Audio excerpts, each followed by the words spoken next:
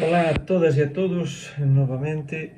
Desta vez vou un pouco atrasado co tema dos vídeos de YouTube, é que non teño vida, non teño tempo a nada. Entón nada, este é un novo vídeo para actualizar o que é que se está a pasar aquí comigo. Acaba de sair publicado o meu primeiro libro de poemas, o Estado de mente con razón. Xa está á venda na páxina da Través Editora e dentro de pouco a estar nas librarías. Eu acho que xa está nas librarías, porque me dixeran que antes do día 11 xa estaría e, por tanto, eu entendo que xa deben de estar á venda en librarías. É un poemario que xa tiña acabado un tempiño atrás, mas que estaba pois esperando o momento de sair. E non quería desvelar moita cousa del, porque acho que é máis interesante que a xente o lea e que eles deduzan eles propios, non é? O que significa para eles ou para elas o que aquí está escrito. E simplesmente, pois, non sei, ler un dos poemas para que fique unha idea máis ou menos de pois, o tipo de poemas que pode haber aquí. Ben, pois vou ler, por exemplo, non sei, teño tanta cousa por aquí, non é que sexa excesivamente grande, mas non sei, vou ler este, o 25, que dediquei a Pedro Eiras, que foi o meu coordenador estando no Porto, na universidade. E di o seguinte: abrí as portas do inferno, agasallado, con un manto de sombras. As trevas acolléranme discípulo e camiñei as sendas do outro lado. Descoñecido, ollo os meus pés errantes, cuxas formas apagadas polos espiños do tempo son farrapos de flor. Onde foran as cores do espazo diurno? A tanto que vagamos no vacuo, que non lembramos quen fomos, quen somos. Os restos do ser, carne e órganos desgarrados penduran dos meus osos.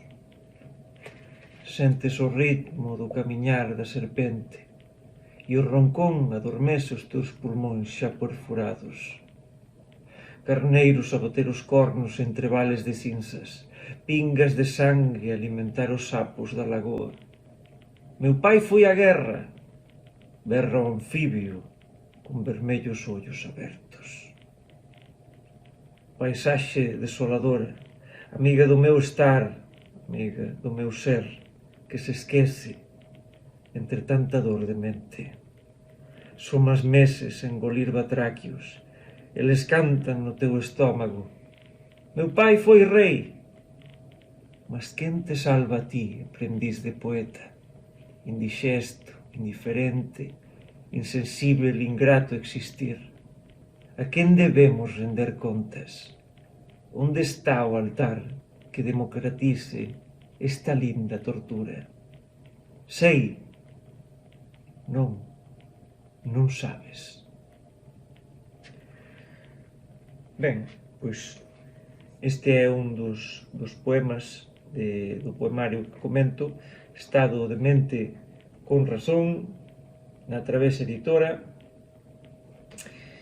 E dito isto, comunicar tamén porque estou tan ocupado agora mesmo, e é que investigando no meu doutoramento achei, por acaso, diversos poemas inéditos de Ricardo Carballo Calero. A miña tese é sobre a súa poesía, e non só iso, tamén achei un poemario inédito, un poemario pois que ten uns 61 poemas, dos quais 38 deles son absolutamente inéditos. Os outros foran publicados en libros e revistas. E é un poemario interesante, porque é un poemario que é de 1934 a 1948, é dicer, é un poemario que ligaría os xa existentes, que son o Silencio axionllado e Anxo de terra. Ficaría un pouco aí, aínda que o Silencio e poemas pendurados dun cabelo, sí, están ligados tamén. Entón, este preenchería un bocado ese espazo que há entre estes poemarios.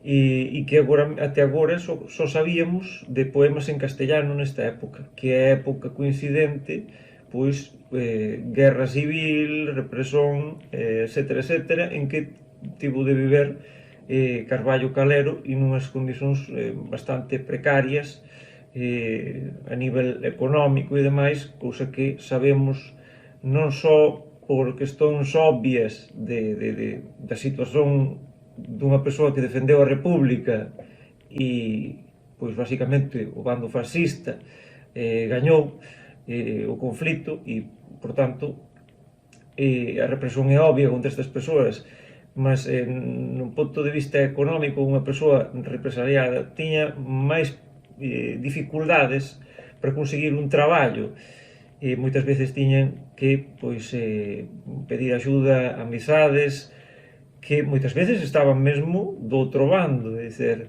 ao final estar nun bando ou do outro nen sempre era cuestión de ideoloxía, non é, senón cuestión de oportunismo e de evitar problemas posteriores e, por tanto, ás veces primaba digamos, o estar ben a algún tipo de resistencia ideolóxica. Vamos deixalo dese xeito resumido o conto. E entón Carballo pasou por moitas dificultades económicas durante ese período e conseguía hacer algún diñeiro pois publicando artigos en xornais e revistas. E isto grazas, sobre todo, a Fernando del Riego, esta figura interesante, pois parece ser que vai ser a seguinte figura que lle dediquen o Día das Letras Galegas. Aproveito para mencionar tamén isto. Ten esa parte interesante, no meu caso, como persoa que pois, estuda Ricardo Carballo Calero, é importante sabermos que Del Riego foi unha persoa importante para el, unha amizade que durou pois, moitísimo, coa que mantivo unha relación epistolar durante unha cuantidade de anos impresionante e temos diso guardadas moitas cartas que tamén nos permiten coñecer a súa historia e tamén saber pois, moitas informacións relativas á súa criación literaria ou ensaística, etc. etc. Ben, pois como dicía, achei estas cousas, este poemario, e xa estive a falar coa filla de unha das fillas de Carballo Calero, con María Victoria, e coa editorial Espiral Maior, que ambos aceitaran esta cuestión de publicar e facer, por fin, público este poemario que leva desde, xa digo, década de 40, desde o 48, ficou parado aí, parado no tempo. E acho que é necesario este exercicio de memoria e recuperarmos esa poesía para que todo o mundo teña acceso a ela e poda desfrutala. E ben, e por iso un traballo que estou a facer agora é pasar todos estes poemas ao computador, o cual por veces non é sinxelo, non é fácil porque está escrito con a máquina de escrever das antigas e non tiña moita tinta moitas das veces, ficando algunhas palabras ilexíveis. Entón, demora bastante pasalo porque há que estar concentrado aí, pois teño que estar concentrado para ver o que está aí realmente escrito, non? Porque moitas veces há dúbidas o que pode haber aí.